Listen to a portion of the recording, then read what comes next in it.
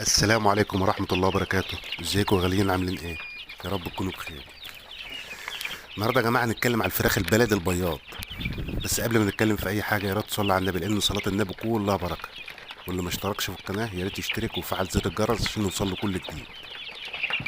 زي ما حضراتكم شايفين كده يا جماعة، الفرخ البلدي بيحب يتحرك، فلازم المكان اللي احنا بنربي فيه يكون واسع عليه عشان يتحركوا براحتهم.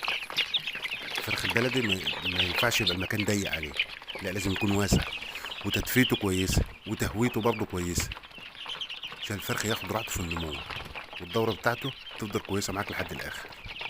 ولازم تقدم له علف كويس، وتهتم بنظافة الفرخ ونظافة الأرضية عنده والتدفئة. يعني يا ريت يكون في الأرضية يا نشارة خشب، أو تبني القش، دي بيساعدوا برضه في التدفئة كويسة. واللندا زي ما حضراتكم شايفين كده، لازم تكون لندا من اللي هي بتطلع حرارة، مش لندا بيضة. يعني بتاخد شوية كهرباء صحيح، بس بتبقى كويسة في التدفئة للفرخ.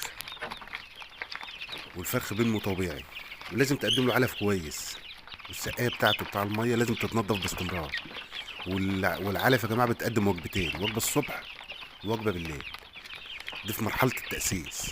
بعد كده الفرخ بياكل اي حاجه، الفرخه البلدي بتاكل اي حاجه، اي حاجه في البيت فايضه الفرخ البلدي بياكلها. دي حاجه كويسه برضه، بخلاف الفرخه البيضاء. الفرخه البيضاء لحد ما بتذبحه بياكل العلف، انما الفرخ البلدي بياكل اي حاجه، وبيطلع برضه بيض كويس، يعني ما بيأثرش معاه في البيض. بس بعد كده بنتكلم شويه حاجات برضو في مع الوجبات دي، ايه بنحط ايه عشان يحافظ على استمرار البيض معاه. رمضان كريم، رمضان على الابواب، كل سنه وحضراتكم طيبين.